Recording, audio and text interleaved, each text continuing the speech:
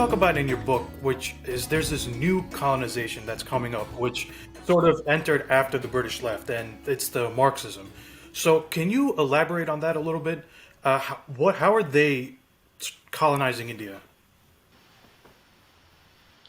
Let's step back a little bit. So when British was trying to crush the revolution that was happening in different parts of India, in Bengal, in Punjab, and some other places, and they're putting in the jail so that they can stop any revolution against them, revolt against them.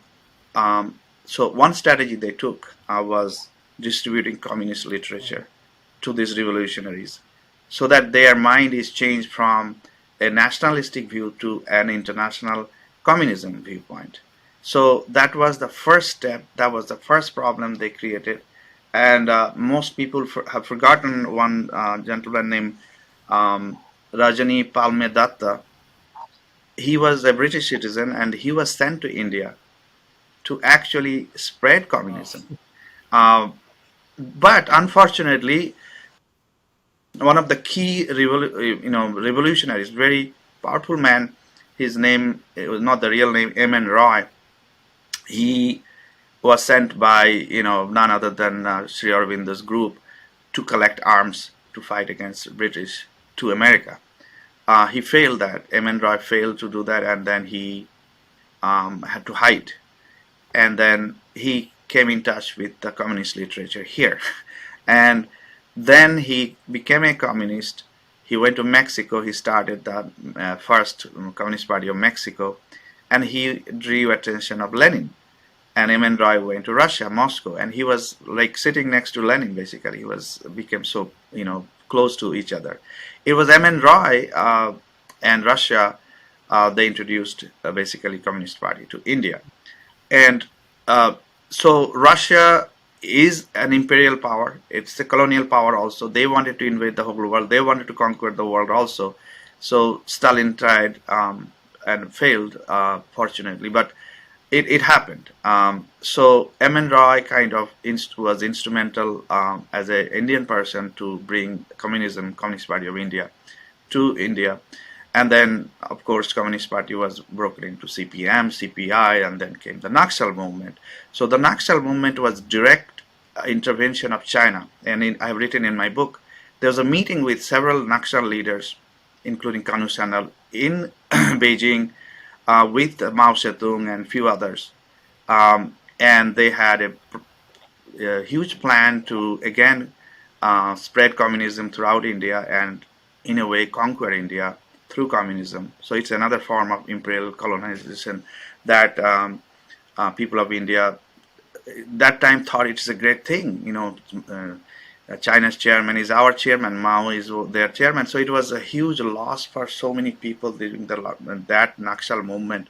And I have seen it in front of me, actually. When I was growing up, I saw this. People are listening to Radio Peking instead of listening to our Indian station. But that colonization started, that ideological colonization, Marxist colonization started. And then came the period when Delhi University and JNU slowly evolved into a Marxist colonist idea. I call this type of colonialization, the colonization of mind, the idea impact, is nothing but a new type of colonialism. I call it neo-colonization. Neo-colonist, I call them, in short, neo-cols. So these neo-cols are in academics, are in media, and special mention I should make that Delhi University and some certain departments and JNU probably still today gets funding indirectly, directly. They used to get direct funding for propagating in the name of research, starts with Russian language and so forth. And then it became obvious that they are all trying to influence the minds of people here. And then in 1947, after this independence, that not that India was forever under someone else's rule, but this time British rule. For the first education minister was Maulana Abul Kalam Azad, and and his qualification was very questionable. He was born in Makkah, and he was a Maulana. He was educated in Islamic, scholarship. He was made the first education minister of India. And what happened during that time is basically whitewashing, first whitewashing all the atrocities done by the invaders and occupiers, including the Mughals, and then glorify the Mughals. And then what happened, when you create such a educational system where you are made to forget what happened to you, uh, next time you question, you just say, "Oh, no, no, no! It's hard to believe this. Akbar was not that great. Akbar was great," and you cannot even question that this was wrong, that was wrong.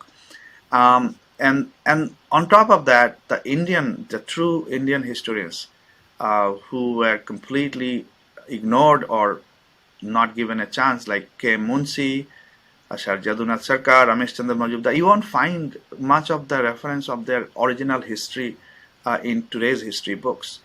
And then later on, so if that was not enough, Nurul Hasan was made the education minister during Indira Gandhi's period, and he was a communist.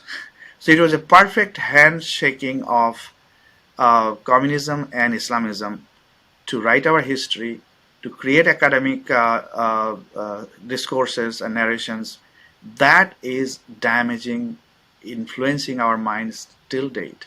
And we we are it's a long struggle, but I think time has come. Next generation, there'll be no influence of these people, hopefully, and but always we have to keep an eye out that who's the next colonist they are trying to colonize our minds, our hearts, our society, our economy. So be aware of neo colonies.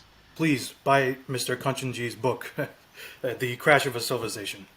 Thank you very much, Kanchanji. And it's available on Amazon and Flipkart. Amazon and Flipkart in India, and Amazon outside of India. Amazon, Barnes and Nobles, they have the book. I have a Bengali version also, translated of this book, of The Crash of a Civilization.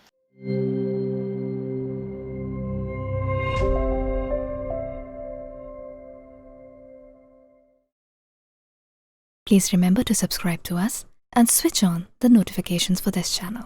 For our other social media links, more content, and to support our work, please visit citti.net. Dhanyavad. Namaskar.